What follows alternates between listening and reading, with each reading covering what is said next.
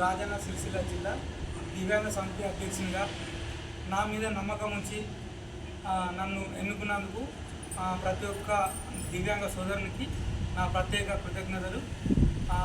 నాపై నమ్మకం ఉంచినందుకు అందరికీ కృతజ్ఞతలు.